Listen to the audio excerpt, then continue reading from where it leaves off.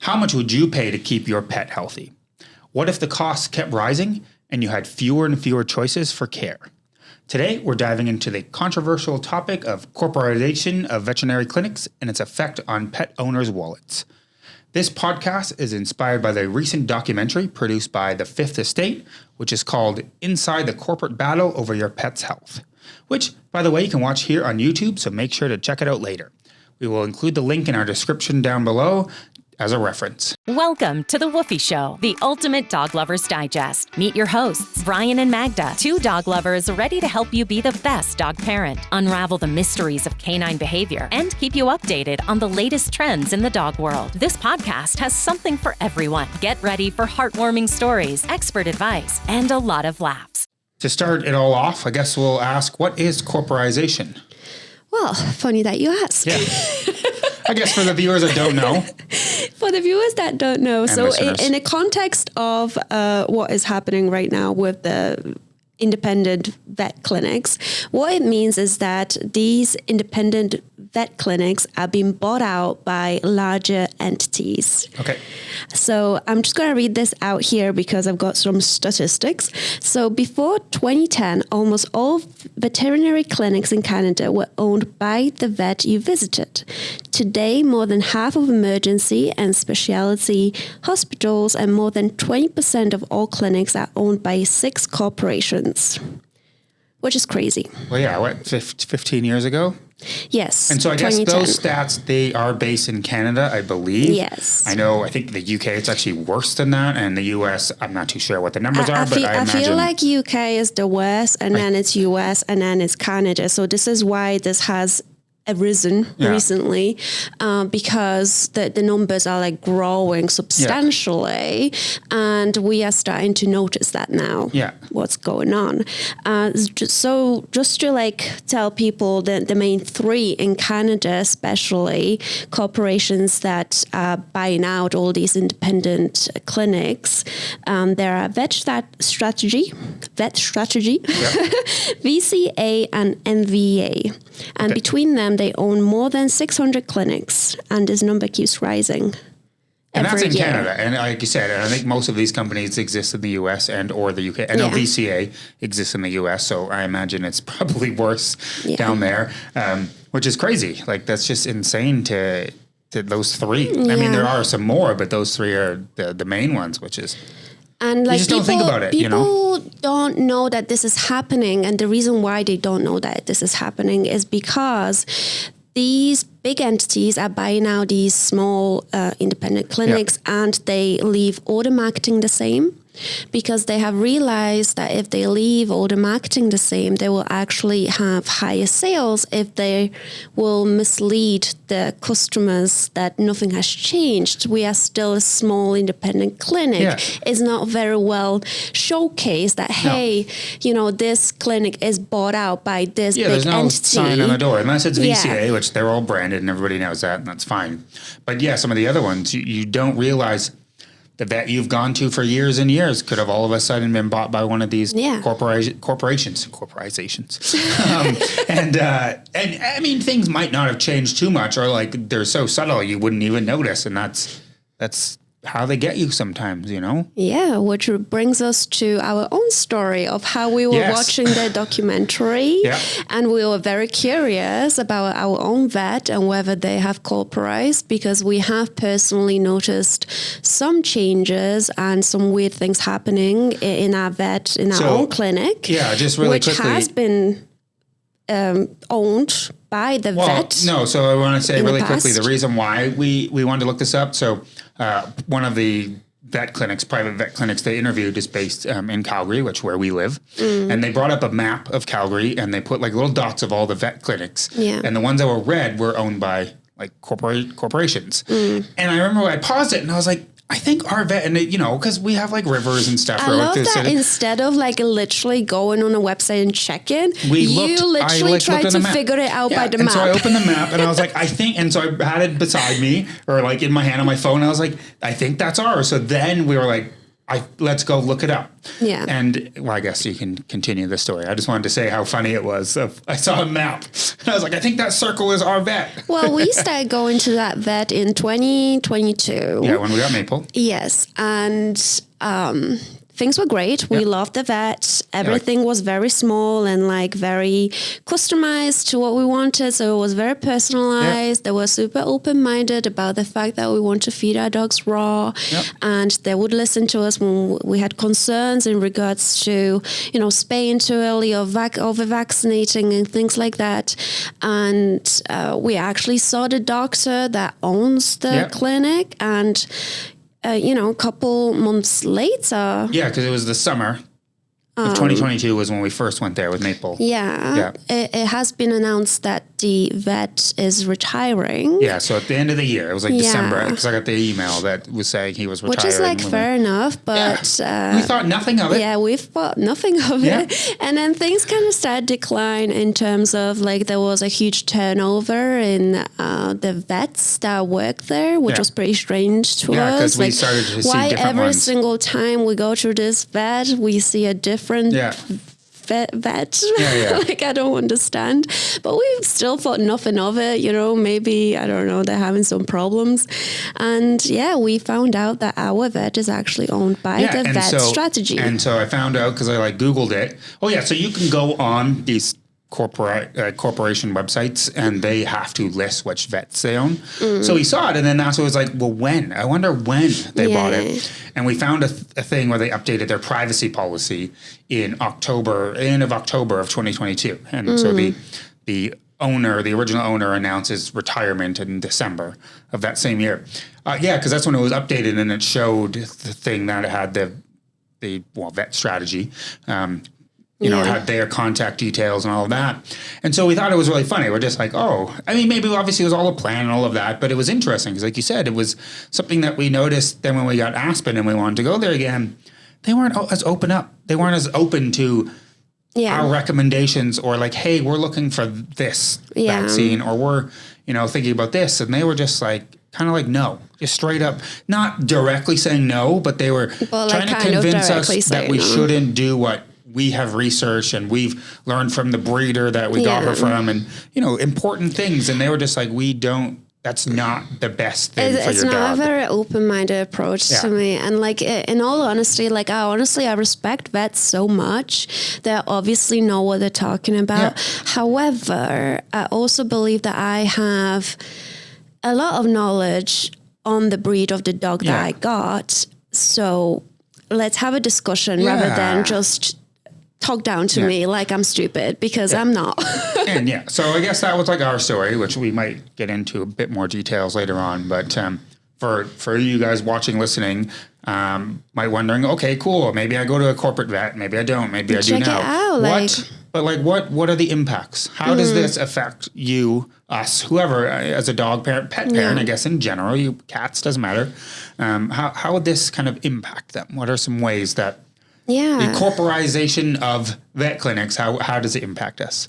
Well, the biggest impact that I think we can all agree on, that in recent years, the prices of vet care has skyrocketed. Yes. Even in a documentary, they were kind of comparing the prices of what it was like, 3 years ago, let's say.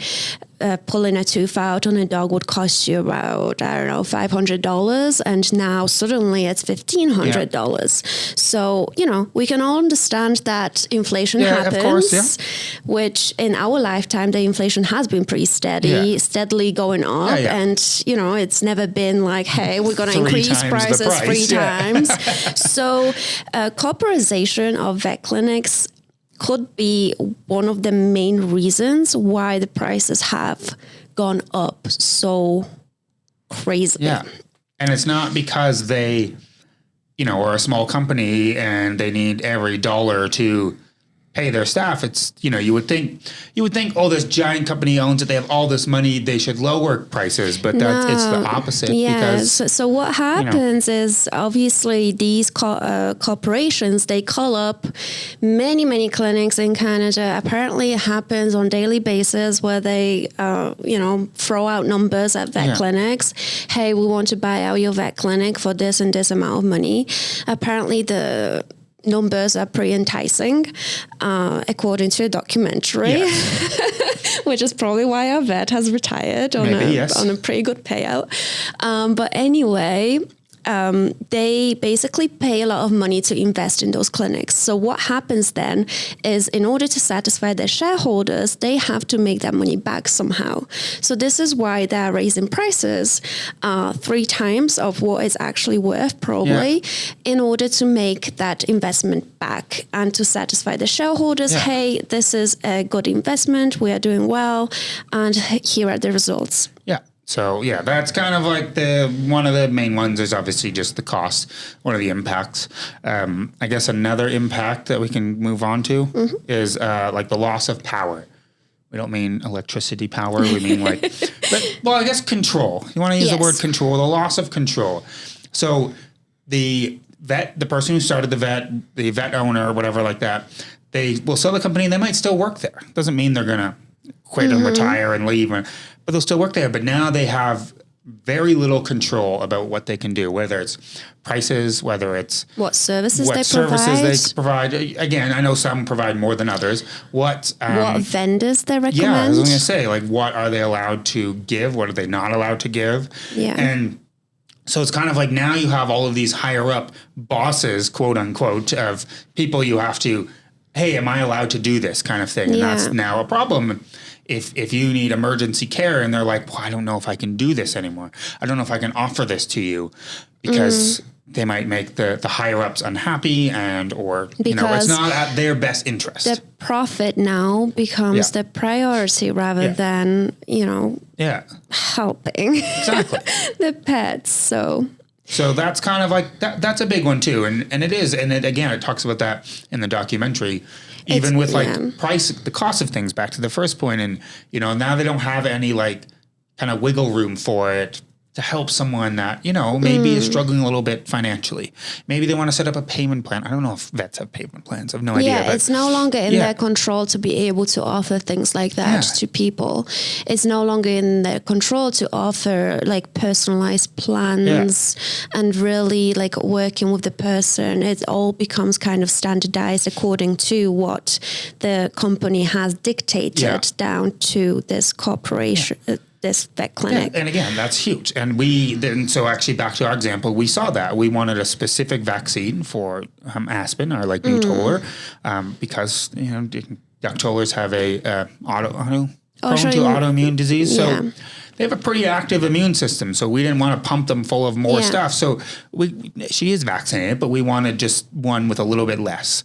Yeah. And they just were not. They're like, no, we don't recommend that, blah, blah, blah. And then we were very strict with it. We're like, no, we want that. And they're like, well, let me call around and see if I can find somebody with it, which means they called their other corporate probably vets. To be honest, now that I think about it, that's probably what they did. The other ones that are on the same kind of, I don't understand. I don't know, but they said they couldn't find it.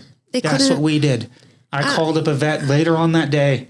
Yeah. And they're like, oh, yeah, we got that one in stock. I think it took you 3 phone calls maybe to find it. Yeah. Well, no, I asked on Facebook, actually, a local thing, if anyone knew. And so there was a couple recommendations. So, I called some of them and someone was like, yeah, we have that here.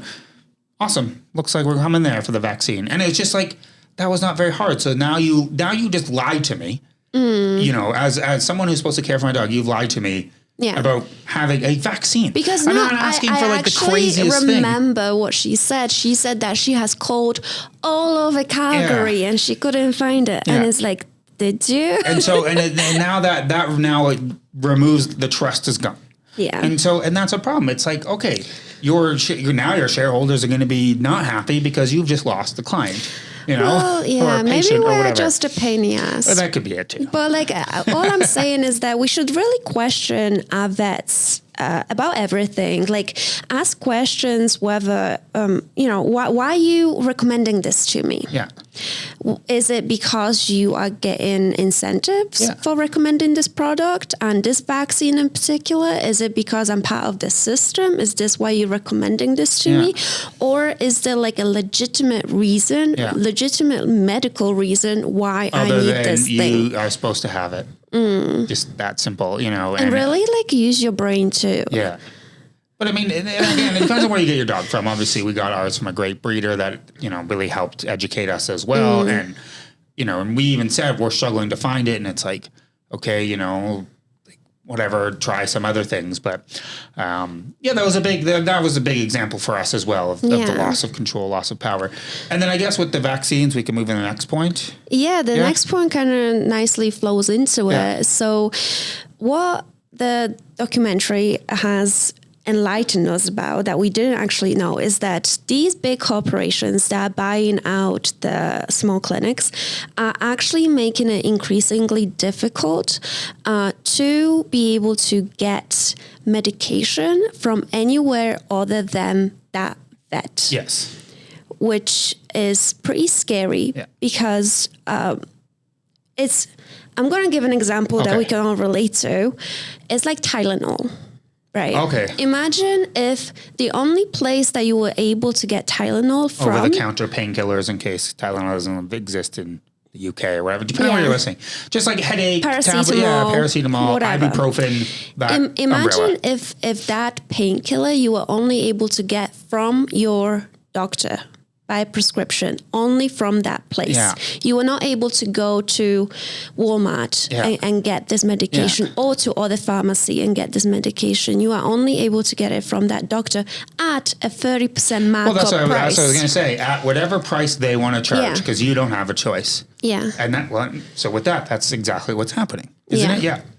And that's... People no longer have less and less choice because these corporations are making it increasingly difficult for pharmacies and for other high street online stores that dispensing these pet medication. Yeah, like pharmacists. They're just making it difficult for them to get those meds in order to be able to sell them. Yeah. So now what they're trying to do is to retain all the profits from pet medications inside of the clinics that they own. Yeah. And again, depending on the country, I know in the US it's still kind of open a little bit, like to get things from Costco or whatever.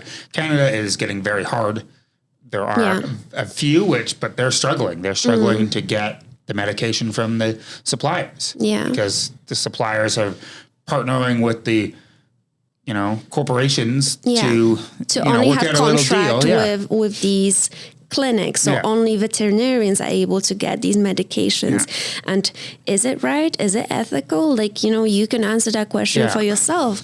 But to me, it just seems like these big corporations that own pretty much everything in pet care, right? They own they're not just vet clinics, but also insurance. Yeah, there's some of those big corporations own like some of the big insurance companies. Like the medication and other things. Emergency ones, as we were talking about. So it doesn't matter anything to do, pet food. Yeah, pet food, which they recommend within their vet clinics. Yeah. So it's all just like slowly monopolizing the market. That's to the word point I just wanted to say. Where you will have no choice anymore. Like you're literally feeding the pockets of these shareholders, and that's all it is. And not only feeding their pocket, but burning a hole in yours because you have to pay their over-the-top kind of inflated prices. Whatever prices they decide, because they have the power. There's nowhere else you can go to get this medication.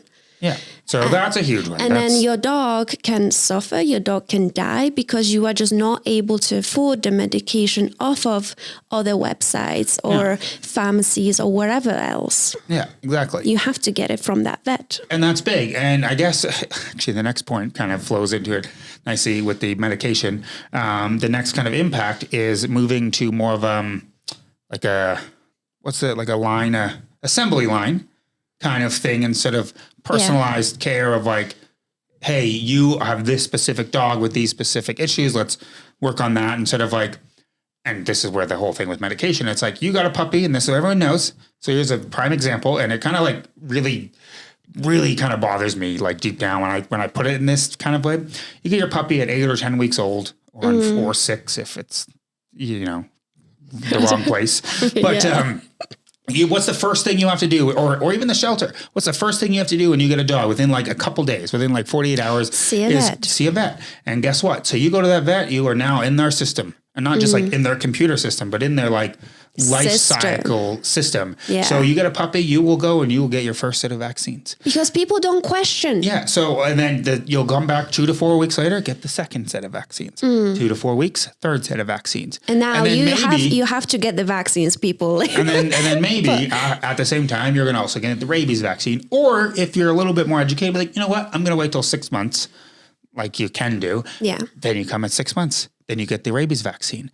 Then all of a sudden it's like, hey, you should spay your dog. If it's a female, neuter, 6, and then we don't agree with doing it that early, but vets might try to do that. Or, cool, 6 months, rabies caught up. Guess what? In 6 months, you're got to come back for your yearly vaccines. Yeah. And then that's it. Or they'll be like, hey, you'll make a joke, or not a joke, you make a comment being like, oh, they're a little bit nervous when we go in the car. Anti-anxiety medication. Back to the medication. It's funny because they literally, they will send you and bombard you with emails reminding you, hey, it's been a year since you've seen us. Come back to the clinic to do your yearly checkup. Make sure you get your tick and worm or dewormer tablets, and make sure you get that. And again, we're not saying don't get any of these things, but we're just talking about how much of like you're just in that system. You're in a system. We haven't seen this person in a while. Let's keep just like a lot online of people shopping. Don't question the system and they just kind of go with whatever is recommended. And personally, I would not recommend that. Oh yeah, but every dog is case by case basis. Like it really is, because your dog is not the same as the other dog. Yeah. Like your dog has specific needs, and specific parents that also have specific needs, and you should not be in that standardized system, especially or where you live as well, depending on the part of the country you live in, whether it's a dry climate or wet climate, that actually impacts. Hey, maybe you need this tick stuff. Do we really need tick stuff? Yeah, when there's you no live in ticks? this dry, climate, or do I really need to give my dog tick medicine when it's winter and it's minus 40 outside? Yeah, exactly. Oh, but according to our rules, you have to give tick medicine every 6 months or something like that. Well, depending on which one you get. I think there's a 3-month one. But anyway, and so that's one of the impacts that now if you go to and I'm not saying a private smaller vet won't do this, because they might, but that's definitely something that gets kind of like forced on you when you go to these. And it's like, and I mean, I guess a really quick example. Do you want to do the example of Maple and the parvovirus scare? Yeah, let's do it. So the whole kind of assembly line thing. Another example. This is why we really like this topic in this documentary, because we've kind of lived through it. Yeah. So Maple, when we got her, at 8 weeks, 2022, like we said. Within the first, we had her vet appointment booked. There was a bit of miscommunication. So instead of it being in like 2 days, it wasn't actually for like 2 weeks. So after about a week, we had a little bit of a parvovirus scare, which is a kind of deadly virus that puppies can get if they're not vaccinated, which makes sense. And can I just say that the only reason we had this scare is because she had some type of digestion issues, which is totally normal for a puppy to have since they're changing the diets. Yes. And I thought that I noticed some blood in her poo, and I panicked. And again, so this was their first dog. That was the only reason why we had this scare. So the symptoms are like diarrhea and vomiting, and that's what she was doing. But it's also because we drastically changed her diet from what the breeder was feeding her to what we were feeding her. Yeah. So we called the vet that we originally signed up for, the private one, and they're like, we don't have any tests. So, because it can potentially be an emergency, they're just like, just call whatever vet's closest to you. Yeah. So we called the one that was closest to us, which was a VCA clinic. Yeah. It was like 2 minutes away. They didn't have any, but then they knew of another VCA clinic, obviously. Of course. Obviously. Why would a VCA recommend another VCA? So this one was like 15 minutes away. So we're like, okay, we went there, and it was pretty like, I'm not going to use the word traumatizing, but it was a scary experience. Like we had to sit in the car with the dog and wait. A vet came out in full like hazmat suit, pretty much fully covered, because I guess this virus is bad. Like They look like an astronaut. Yeah. Like full on suit. Yeah. It was crazy. and then did the little test. I was like, do I need to get tested at this point? Like, are you is going this to stick contagious? this thing up my butt? Yeah, it's just contagious. So they do the test, and then they go back inside, and we still wait outside, and then they come and tell us, and so it was negative, which was fine. So they're like, okay, well, let's bring her in just for a general checkup. And we're like, okay, like we've had our very first dog for 5 days. So we're like, okay, that's fine. And we take her in there, and she goes in the back room, and they do their little tests, which is weird, because why would you take a dog to the back to do like a general checkup? A lot of vets, you do it there, Right in a room. yeah. So we were a little bit. No, they took her away, and like we didn't actually see what the hell she was doing to our puppy. So then they come back out, and we met in this little room while she was still in the back, and the list of things that our 8.5-week-old puppy had wrong with her. What was it? Heart murmur, which she needed to take medication. She was severely dehydrated. So they wanted to, which, by the way, she was dehydrated, okay, because she was just vomiting and had diarrhea, which is normal. Like it causes dehydration, right? So they said she's dehydrated, so we're going to implant this like water pouch or in her skin or something. I don't know. And then there was a few other things. When she started to talk about the water pouch and implantation and like surgery, I was like, well, I don't think it was like surgery. I think it was just, but I was just like getting scared, like what the hell is happening? Yeah. Because she also had the tone of voice that made you feel so small and stupid. Like we are the worst people ever. And, like how can we do this to our dog? And so this point or this story, which we'll finish in a second, kind of does go into the next point, which is monetizing emotions. So we just went through this like scary experience with our dog where we were like, we don't know what's wrong with her. We need to get this test. It's done in emergency. So I had tears in my eyes. like, I think you were crying at some point. The adrenaline of like being nervous or worried or scared. So they're like, all of these things were wrong. But then I don't know. There was something. I don't know if there was something with me because you didn't know. You were just like, I don't know what to do. And I just got angry. I don't know why I got angry. I don't know what it was about all of this, but it just didn't make sense to me. Also, just to add on, we had the appointment with our vet booked like a few days later. Yeah. But I was just like, no. I don't want to do any of that stuff. Well, no, it started with the fact that like she disappeared and then she reappeared and then she had this like basically invoice already ready for us.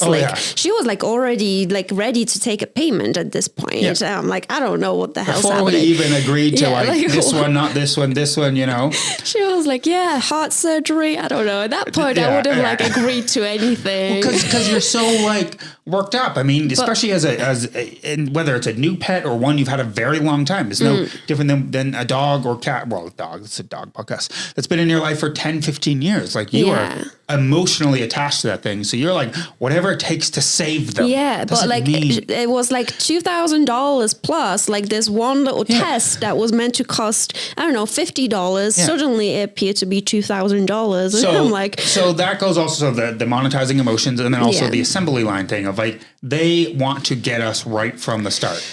And have us rely on these things. Now, the thing is, so these companies, I'm sorry for cutting in. That's okay. These companies, they have done their research. They know that pet parents they treat their animals like family. Yeah. And they will do anything. They will go into debt for their pets. Yeah, they will pay some people in the documentary. anything in order to save this dog. And they will even go, they can't afford this care, but they will pay it somehow.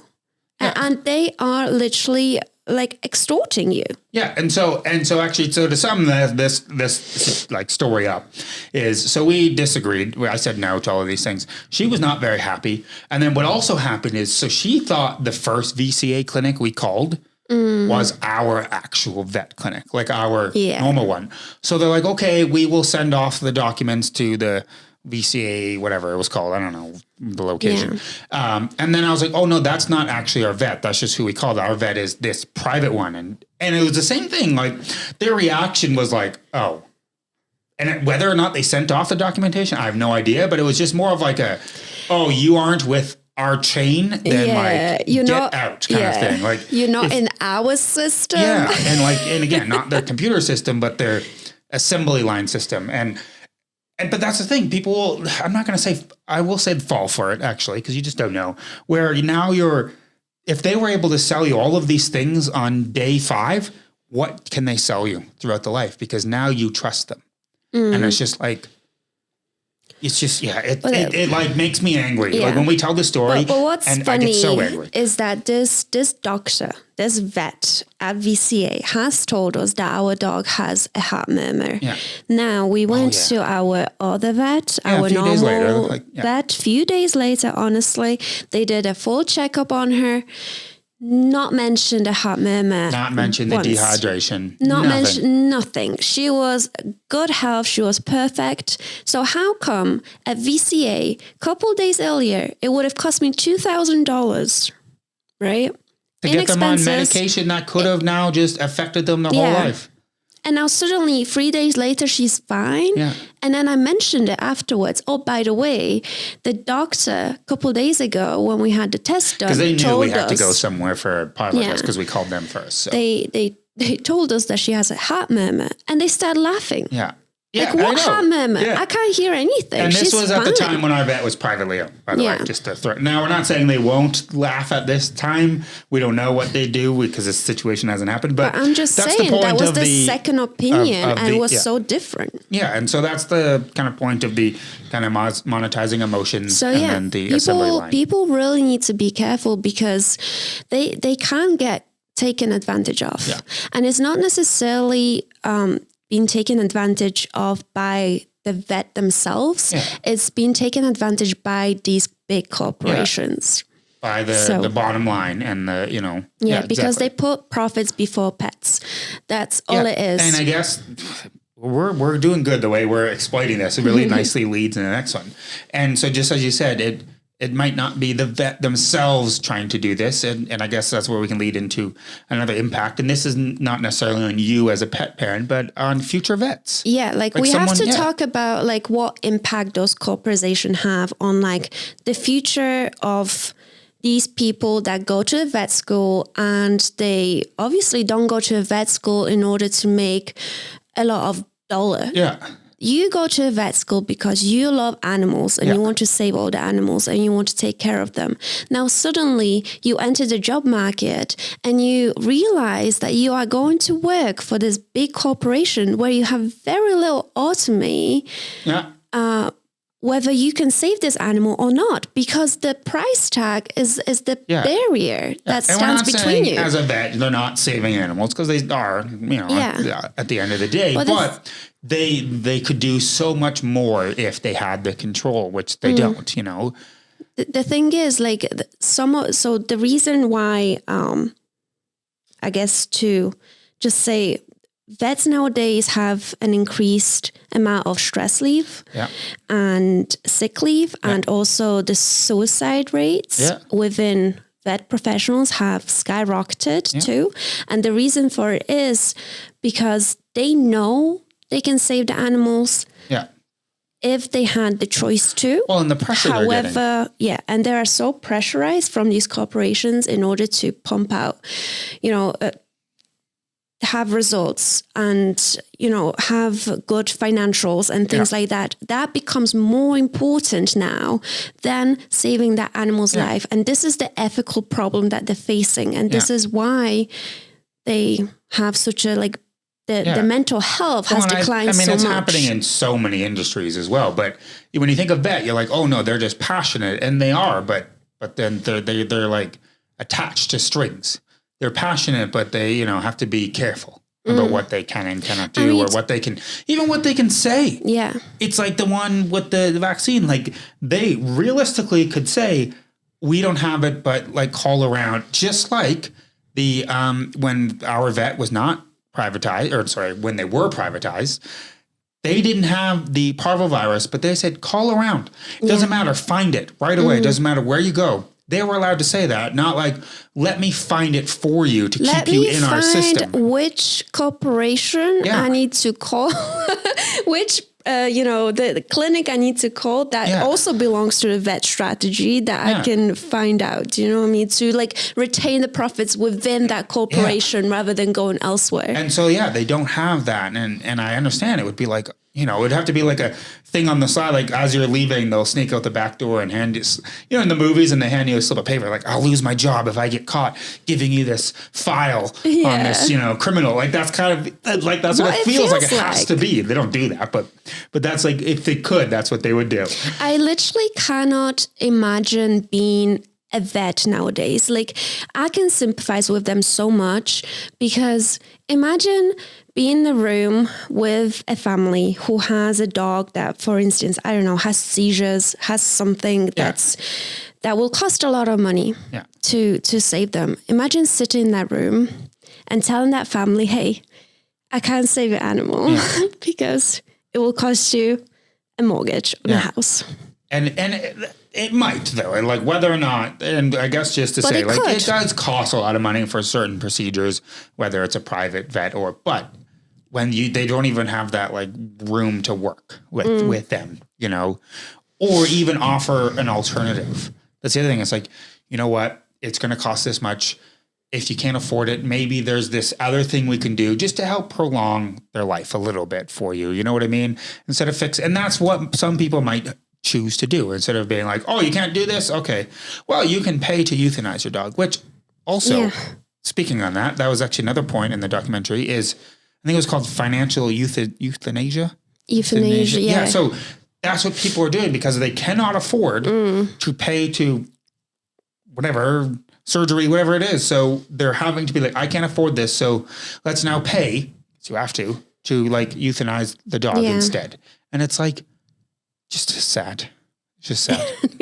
I know. Bowling out here because it's just, so let's move on to, I guess that's it for the impacts. Yeah, based on the documentary. Stop talking about impacts because like the dogs are ultimately the ones that are paying the price. Yeah, exactly. So what are some things you could do? What are some alternatives? What are some ways, if you're upset, like Magda is here, we could kind of avoid this or find ways around this or solutions. So, the most emotional, I guess outburst that you can have is that we're going to start striking and boycotting all the clinics, the corporatized ones. Yeah. However, obviously that's not an option. Yeah. That would be very reckless. Well, and they're going to slowly keep buying up more to the point that there are some smaller towns, there are no private vets because there's only 3 of them. We know that the bodies that regulate the vet industry, they should wake up and hopefully they will, and they will put stop to it or maybe put some type of limits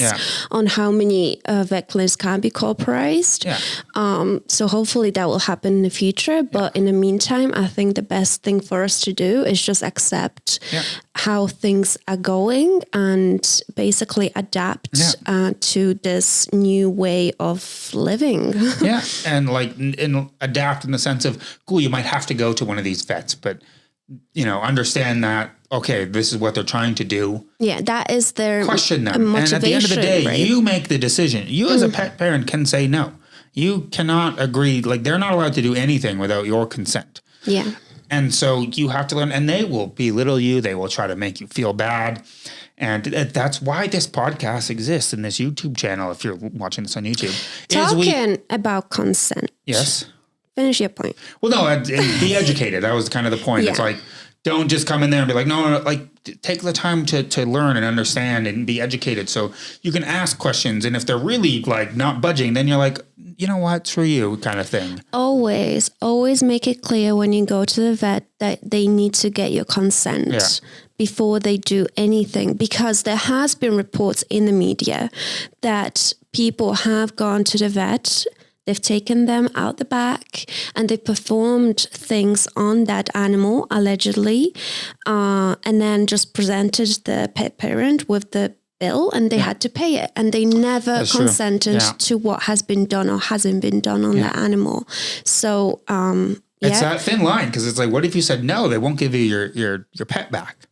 Yeah. Because if you're not paying the bill, and it's scary, like it's so scary. How could a person, and this goes down to that's still an individual person making that decision to do these things to that pet. And it's just like, it's disgusting.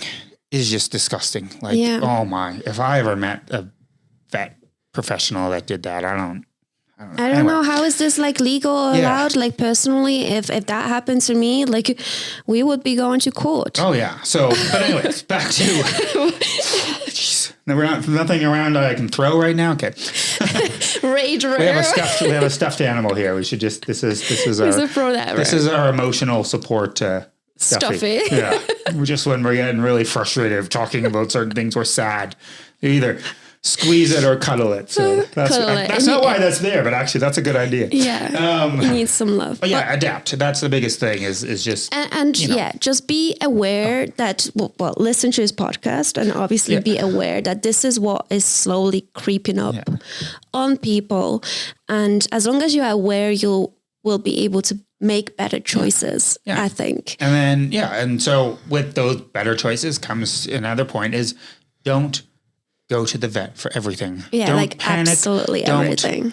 Worry, what is it, not overreact, yeah. And be like, oh my God, but we all did it. We did it. We've done it, okay? We did it with Maple when she was a puppy. Obviously, we did it with the parvo test, which that's not really overreacting. That's pretty... That was a serious concern. Yeah, but other things. It was slightly overreactive. Just like, give it some time. Or, look up symptoms. And I'm not saying the internet has all the answers, but there are Facebook groups with answers. There are people out there who are overreacting, like going to a vet for absolutely anything. And anything, I mean like anything, like cutting nails. Yeah. Like, do not go to a vet to cut your pet's nails. Learn how to do it yourself, right? Don't go to a vet for behavioral issues. Yeah. Like a vet will not be able to advise you on a behavioral issue. You need to learn that yourself, get a dog trainer to work with or whatever. Do not go to a vet to do it. Because you want to know their solution? Medication. Yeah, medication. Oh, your dog is just very anxious. Here's some Prozac. Yeah, that now you're going to have to give your dog forever. For the rest of their life to turn them into a vegetable. Yeah, do you know what I mean? Just, like, is this really a dog that's living its best life? And if there's something that involves medication, and again, this is things like the anxiety stuff or the calming stuff, look at alternatives. There's a dog that's has separation anxiety in a crate. Literally, the stuffed animal with the beating heart. Like it's a wonders. $50 toy or $40, whatever it costs.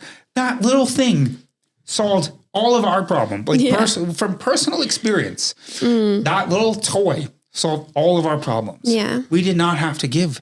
If it's another example. Maple had really bad anxiety in the car, so. Instead of buying medication forever, which we have been recommended multiple times by multiple people.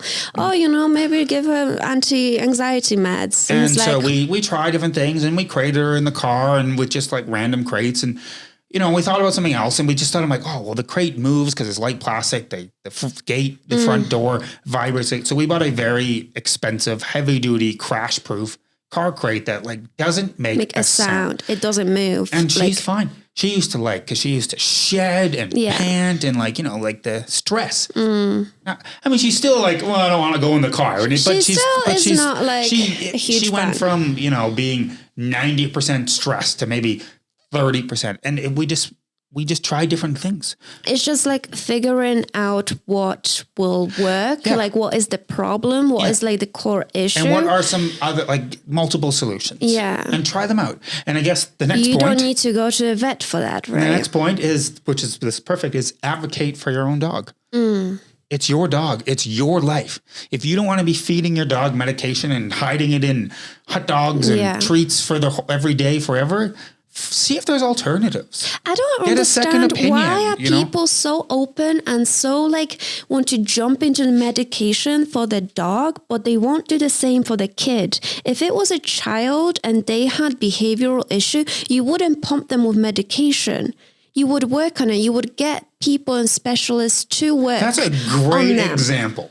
Wow. No, you're totally right. You were totally right. Anti-anxiety meds and to tranquilize them, basically. Yeah, especially kids. I know, and then as teenagers now, they can make their own decision, or young adults. But yeah, that is so true. You're right. And why it's because people... And people will argue with me and say, hey, but medication helps my dog to just calm down a little bit. So then the mind is a bit more open towards training. Or do some exercise with them first so they're a bit tired so they can... But what that's is, literally when what you is want. giving them anxiety? Just like being at home, Yeah. like just in general existence is giving them anxiety that you cannot work on them. Yeah. It does not make sense to me. No, exactly. And these vets are more than happy to give you all these medications. And the second you suggest to be like, oh, is there any medication?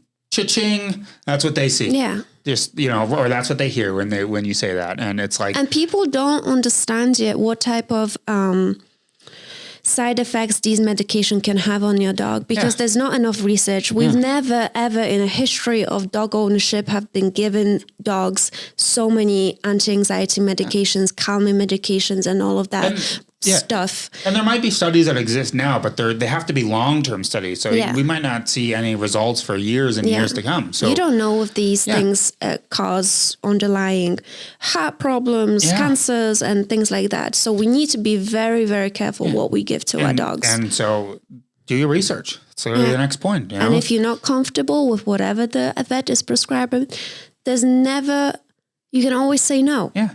We Exactly. have said no multiple times, which is why every vet hates us. Yeah, we've said no to, we want a specific spay for Maple, or we're looking for one, and they were arguing with us, saying that's not the way to do it. And we said no, and we found somewhere else. And ask questions, say no, and don't be afraid to go somewhere else. A vet is not something you have to sign up for the rest of your life. You can change the vets if you're not all comfortable. The time. A lot of vets are always looking for new patients, Just go somewhere else. And it doesn't mean you have to go there permanently. Like we did that with Aspen for her vaccines. We found the right one at a different vet. We went there. Just for a vaccine. We were not, it was a pretty, it was not you don't like need to be my forever vet, my vet that I go to. We were not very comfortable there. It was just, I don't know. It was just weird like vibe. the vibe. Yeah, we just didn't like it. But we went and finished her puppy vaccinations through them, and that's it. We're done. We don't ever have to go there again. They're going to call us an email and be like, oh, she's due for her yearly vaccines. Like, you just ignore them. Or just say, oh, I found a new one, or whatever you want to say. Or just ignore them. So, that's what I mean. Like, don't be afraid that you don't have to go to the one that's across the road for your whole life kind of thing. Shop around in a sense. We should talk on a show about titer testing. A lot of people don't know about that. I think we'll do another episode about that. I think because Maple's due for it soon. I think we need to have our first experience with it as well, personally, because we'll be doing that with Maple soon. Actually, I think we need to as a reminder. Shop around. Like definitely, you don't need to go to the same vet for everything. Yeah. If we did a spay in a completely different establishment, then we do our kind of checkups. We've been to 4 vets now for a dog or for 2 dogs. It's been 2 years since we had both, and we've been to 4 different vets for different things. Yeah, and it's all different experience. They all have different prices, and you don't always you don't have to go for the cheapest or the most expensive. Like for instance, if your dog has broken a leg or they have some type of cancer, you don't want to go to the vet that you normally go for checkups. You want to go to a specialist that specializes in that certain thing. Yeah. So to me, it just makes sense. Yeah, just like as a human. You wouldn't go to your family doctor, hey, I've got, my leg is falling off. Can you do something about it? Like, you're not going to do that. You're going to go to someone who specializes with leg amputations, right? So, I mean, that's kind of a huge, that's an alternative. That's just something to think about when, whether you're getting a dog for the first time or you have, problems. Obviously, there's lots of ways to avoid vets altogether with proper diet and nutrition and exercise, which we've talked a lot about in the past, and we'll definitely be talking about that more. But I guess the last thing is just if you do have to pay for something or there are medical emergencies, be prepared. Yeah. Be prepared with pet insurance. Be prepared with a savings account that's ready to go. It's got some money in there. Be prepared with a specific credit card that you never use. That's just there for pet emergencies. Be prepared because it can happen. It can. You never know. Your dog could be playing fetch and jump and land funny. It could, what I mean? Like honestly, any second, it could be just bad time. It could be at daycare and 2 dogs just get too over aroused and they start fighting and your dog gets bit and bad. Yeah, and so. Be ready. And we don't want this to happen, but it might. And this is something, we need to understand. And that special credit card or special, savings account that you may have if you don't want to go through a pet insurance route.